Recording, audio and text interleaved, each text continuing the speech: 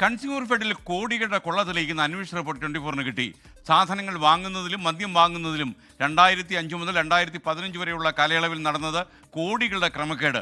മുൻ MD, president, ഭരണസമിതി ജീവനക്കാർ എന്നിവർക്ക് ക്രമക്കേടിൽ പങ്കാളിത്തമുണ്ടെന്നും റിപ്പോർട്ടിൽ പരാമർശം. 24 എക്സ്ക്ലൂസീവ് വാർത്തയുമായി സുർജിത്ത് അയ്യപ്പത്ത് വയനാട്ടിൽ നിന്നും തത്സമയം ചേരുന്നു. Surjith, welcome back to morning show. പറയൂ, വളരെ വലിയൊരു വെളിപ്പെടുത്തലാണല്ലോ ഈ അന്വേഷണ റിപ്പോർട്ടിലുള്ളത്. തീർച്ചയായും ഈ സഹകരണ സ്ഥാപനങ്ങളിലെ ക്രമക്കേടുകളുടെ ആഴം സംബന്ധിച്ചുള്ള കൂടുതൽ വ്യക്തത വരുന്ന വിവരങ്ങളാണ് പുറത്തു വരുന്നത്. ഇതിൻ്റെ അടിസ്ഥാനത്തിലാണ് ഇപ്പോൾ ഈ 65 എൻക്വയറി റിപ്പോർട്ട് കൺസ്യൂമർ ഫെഡിലെ സഹകരണ നിയമപ്രകാരം 65 പ്രകാരം നടത്തിയ അന്വേഷണത്തിൻ്റെ ആ റിപ്പോർട്ടിലാണ് ഗുരുതരമായ കണ്ടെത്തലുള്ളത്. സാധനങ്ങൾ വാങ്ങുന്നതിലും മദ്യം വാങ്ങുന്നതിലും വൻ ക്രമക്കേട് നടന്നിട്ടുണ്ട് എന്ന് വ്യക്തമാക്കുന്ന രേഖകളാണ് നമുക്ക് ലഭിച്ചിട്ടുള്ളത്. 2005 മുതൽ 2015 കാലയളവിലെ ക്രമക്കേടുകളാണ് നിലവിൽ കണ്ടെത്തിയിട്ടുള്ളത്. ഈ 3020 കോടി രൂപയുടെ ക്രമവിരുദ്ധ പർച്ചേസിൽ, അങ്ങനെ തന്നെയാണ് അക്കമിട്ട് നിരത്തുന്നത്, ക്രമവിരുദ്ധ പർച്ചേസിൽ 388.68 കോടി രൂപയുടെ നഷ്ടമുണ്ടായിട്ടുണ്ട്. അത് സാധനങ്ങൾ വാങ്ങിയതിലാണ്.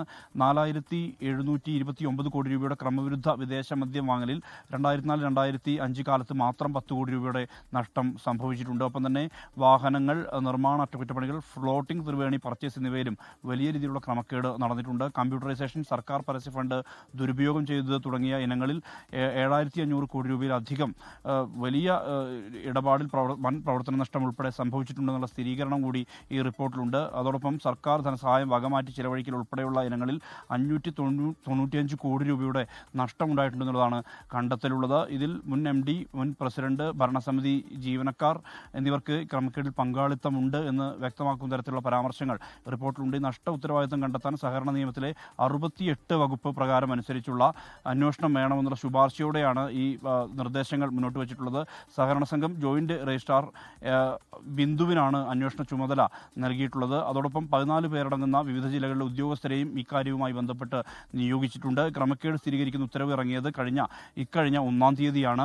കൺസ്യൂമർ ഫെഡിന്റെ എല്ലാ യൂണിറ്റുകളിലെ നിലവിലെ പൊതുസ്ഥിതിയും പരിശോധിക്കാനുള്ള നിർദ്ദേശമാണ് നൽകിയിട്ടുള്ളത്. 3 മാസത്തിനകം അന്വേഷണം നടത്തി റിപ്പോർട്ട് സമർപ്പിക്കണമെന്നുള്ള നിർദ്ദേശമാണ് സഹകരണ സംഘം രജിസ്ട്രാറായിട്ട് doctor D. Sajith Babu IAS ഉത്തരവായി നൽകിയിരിക്കുന്നത്. എന്തായാലും സഹകരണ സ്ഥാപനങ്ങളിൽ നടക്കുന്ന, അതായത് കൺസ്യൂമർ ഫെഡിലെ തീവെട്ടിക്കൊള്ള നടന്നു എന്ന് സ്ഥിരീകരിക്കുന്ന തരത്തിലുള്ള വിവരങ്ങളാണ് ഈ കാലത്ത്, അതായത് നിലവിലെ ഭരണസമിതി കാലയളവിലെ അവസ്ഥ കൂടി പരിശോധനയ്ക്ക് വിധേയമാക്കാനുള്ള നിർദ്ദേശം കൂടി ഈ റിപ്പോർട്ട് ശുപാർശ ചെയ്യുന്നുണ്ട്. 68 എൻക്വയറിക്കാണ് ഇപ്പോൾ ശുപാർശ ചെയ്തിരിക്കുന്നത്. ശുപാർശയോടുകൂടി ഇതിൽ കുറെ കൂടി വ്യക്തത, ഈ ക്രമക്കേടിന്റെ ആഴം എത്രയെന്ന് വ്യക്തമാക്കുന്ന വ്യക്തത കൂടി വരുമെന്നുള്ളതാണ് പ്രതീക്ഷിക്കപ്പെടുന്നത്.